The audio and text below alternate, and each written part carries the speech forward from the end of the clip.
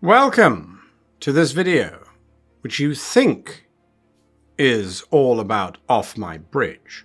And you think that my name is Guy, but I think you're mistaken.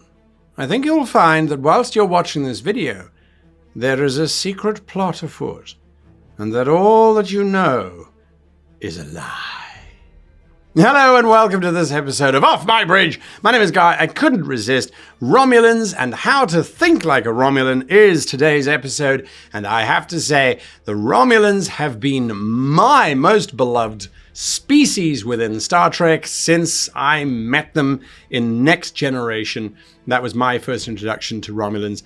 I don't know what it was about them, but they made me just go, yes, I love these villains. And there's a reason why we love the Romulans. And General Martok says it in Season 7, Episode 1 of Deep Space Nine. Romulans. Reliably treacherous, or something along those lines. They can't help being treacherous. They're always treacherous. We know they're treacherous. And the joy is figuring out how or why they are being treacherous. And so that's what we're going to figure out, is how to be a Romulan. Now, when we look at Romulans, their primary form of operation is from the shadows. They are not Klingons. They do not launch major invasions without a lot of planning, a lot of preparation, and a lot of groundwork beforehand. They're not hot-headed. They are not about to make uncalculated actions. That's not what they're about. That's what the Klingons are about. That's what the Breen are about. That's what the Packlids are about. Romulans are way more cautious than that. And so you have to play them like that. You can't play them as being hot-headed. There are some attributes, however, that you can play in and that you should play in, because otherwise it won't feel like you are running a Romulan. So the basic traits of a Romulan are: they are paranoid, they are cunning, they are arrogant, and they're dismissive. They see themselves as superior to all other species. And in many ways, they are. They are an offshoot of the Vulcans, so they have superior strength. They have an intellect that has been forged through trial and through a vigorous approach to ensuring superiority. They are also almost always duplicitous. They will always have two layers to everything that they say or do, and of course, Romulus first. They're incredibly patriotic and will die to protect a secret rather than hand it over to the enemy. So there is a fanaticism about them that is absolutely required in order for your Romulans to work. So how do we put this into play? How do we work this? I like to think of 4 pillars when creating Romulans: misdirection, position of power, covering their tracks, and alternative goals. Those are the 4 pillars that I will hinge my Romulans around. And I will always look to them and say, okay, how does the Romulan in this scene have a position of power? How do they have misdirection? How do they have the ability to cover their tracks? What are they covering? What are they hiding? And of course, what are their alternative goals? What are they keeping secret from us? And those don't have to be so secret that the players never find out, by the way. The players must find out your Romulans' conniving plans. So there must be chinks in the armor. There must be things that are obvious and you go, wow, come on, we all saw that. You might have seen it, but you couldn't prove it. And your precious Federation loves all those things to do with legal process and procedure. And you wouldn't dare act without it.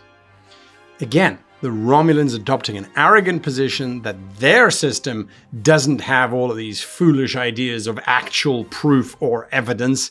Just an accusation should be enough to condemn you type of thing. So those are the 4 pillars, and I'm going to show you how I apply them. Misdirection is the easiest one. This is where the Romulans will have contracted or subcontracted someone to do something similar, but not connected to them whatsoever. They are doing something whilst the Romulans are actually doing their real plan. The reason for this is the misdirection is that whoever is doing this thing over here is big and flashy and is going to attract a lot of the security's attention, a lot of everybody's attention, big bang, boom, and the Romulans are doing little things here, small things. The Romulans and the Vulcans are very long-lived. So for a Romulan to go, I'm going to just plant one little device on this starship so that I can monitor communications for the next 5 years. That's all I need to do. It doesn't have to be big, doesn't have to be grand, doesn't have to be flashy, just a little insight. Whilst this big theft of a priceless relic is going on. Wow, wonderful, marvelous, big bang, boom, look at what's going on. Tweak, and that's it. Small steps gradually build up over time.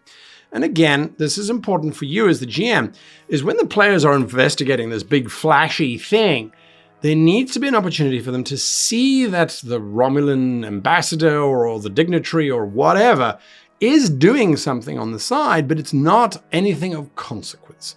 Oh, you found me in the sensor array assembly. I was merely curious as to what your long-range sensors were like. Tee-hee-hee. Oh, but we should go back to the giant explosion thing, because it's really important. Let's go and do that. Little clues. Little clues. It's about being very subtle with the Romulans. So that's misdirection. Positions of power are interesting. They can take a little bit of finessing, but they are typical of what the Tel Shiar, the Romulan Secret Service, would do. Oh, that captain has a drinking problem. Excellent. Captain, you're going to ignore a warbird transgressing the neutral zone. Because if you don't, we're going to reveal that you're an alcoholic and have you stripped from the Federation. It's as simple as that. It's an old play, but it is one of the greatest. A PC receives a note saying, we know exactly what your mother's been up to. If you don't give us the security codes for Starbase 412 within the next 24 hours, we're going to expose her. A little bit of blackmail, a little bit of extortion, no link to the Romulans whatsoever. The code must be sent to an unmanned subspace buoy, which will relay it on through a network of dozens of buoys until eventually the signal makes its way back to Romulus.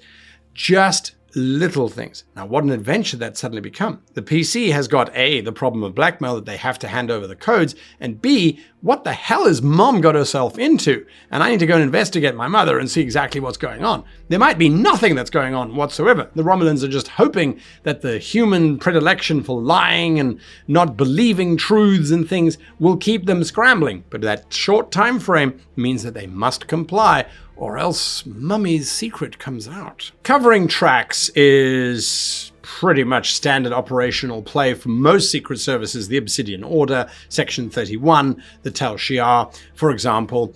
It's all about making sure any witnesses, any operatives that are not Romulan and loyal to the Empire, and any traces have been erased.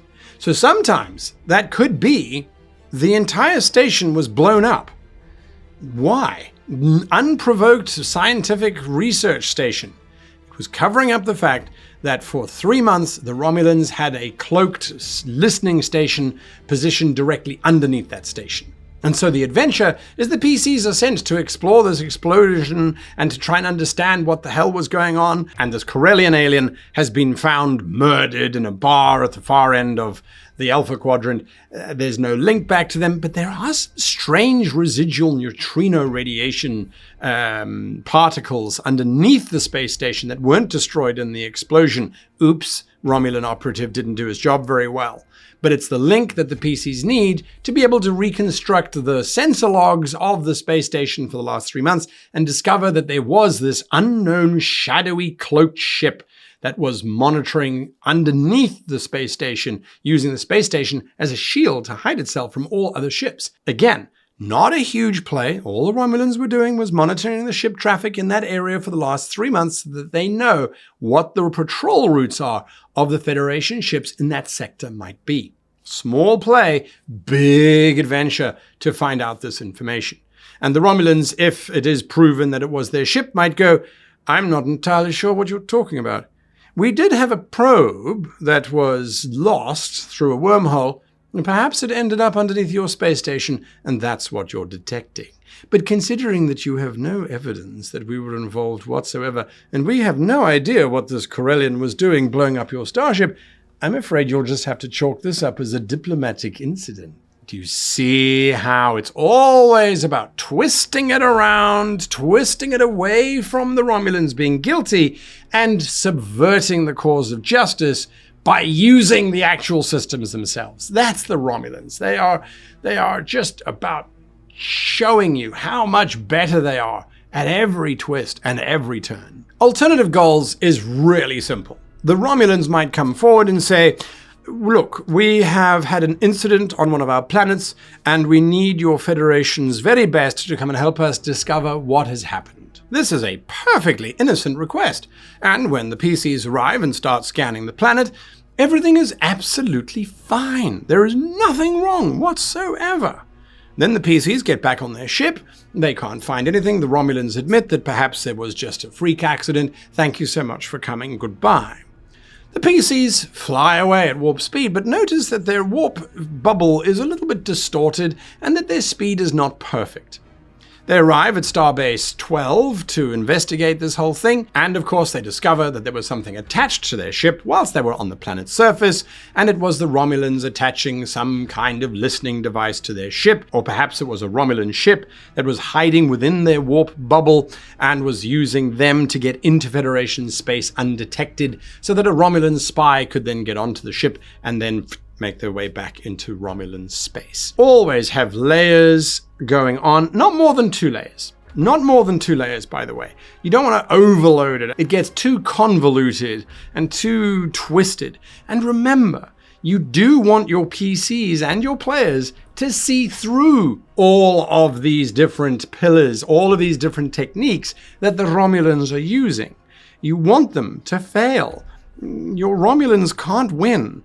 It's just not how the game works. I'm sorry. Romulan goals. Generally, the Romulans have these 4 goals. And if I've missed any, put them in the comments down below. What goals do you think Romulans have that I haven't included? The first goal is the Romulans want to make sure that they are always the most advanced civilization within the galaxy as possible. And they will do this by stealing information from everywhere else they possibly can. So a lot of their focus is on spying, on espionage, on trying to figure out what is going on. You've got this new technology, we want it. And when you look at the alliances that the Romulans have had in the past, with the Klingons, with the Federation, with the Dominion, those kinds of things, generally speaking, it's always involved the sharing of knowledge. Think about the cloaking device aboard the Defiant. All sensor information that the Defiant ever gathered had to be given over to the Romulan government. That means they're getting free sensor data for a cloaking device. That's amazing. Absolutely amazing. There's no risk to the Romulan crew. There's no risk to Romulan property or ships. It's just a cloak, and they get gamma quadrant information for free. So that's really, really useful. Anything that the Romulans cannot spy upon and secretly gain knowledge about, they will just steal. That wonderful episode where the EMH and Voyager was sent to the Prometheus that the Romulans had just stolen, this super advanced Starfleet tactical ship. If the Romulans want it, they'll steal it. And if they can't steal it, they'll blow it up. They'll cause sabotage. They will try and hinder the progress of other species. They will try and destabilize. They will try and destroy or distort. They will try and reduce their enemies by sabotage. And we see this happening time and time and time again. Now, part of this mandate of these 3 is destabilization. And destabilization is the active act of trying to make sure that what can't be blown up, what can't be stolen, what can't be spied upon, can be brought down in other ways. Alliances. We know that the Romulans hated the alliance between the Klingons and the Federation. It made them the biggest superpower in the Alpha and Beta quadrants. They hated that. And so as a result, they wanted to completely and utterly destabilize that by causing issues, not by blowing up stuff, not by actively trying to do things, but by subtly maneuvering things, empowering the House of Duros with weapons. They're not causing any sabotage. They're not causing any kind of destruction. They're simply giving weapons to Duros so that Duros can launch a civil war, which destabilizes the Empire because Duros hates the Federation. So again, it's very, very subtle stuff. And then the final thing is always advancing the Romulan agenda. And that could be through propaganda. It could be through appearing benevolent. Oh, we want to build a hospital on a moon orbiting Bajor, and then hide an entire weapons platform system underneath it, and then claim that the weapons platform is to defend the hospital. We swear. Sure. Advancing the rights, the power, the influence, and the people is what Romulans are all about. Those are the 5 things that I generally will think of in terms of Romulan goals. I then look at my 4 pillars and I say, right, how are they going to be advancing one of these goals? Let me choose one, and then I will develop a plot based on that. And that, in my opinion, is how you think like a Romulan. You always make sure that you've got a back door to slip out of because you are as slimy as they come. Next week, we're looking at holidays and celebrations because, well, it is the festive season after all for most of us, and why not? Should be a lot of fun. I've dug up some ancient festivals and holidays that I didn't really know about, to be perfectly honest with you, until I put the video together, and some of them are quite a lot of fun. Though we won't be doing any naked oil wrestling such as the Vulcans used to do. Anyway, until next week, a massive thank you to my wonderful patrons and to you for watching all the way through until the very end. Until I see you again, happy gaming and long life. Or long life and happy gaming.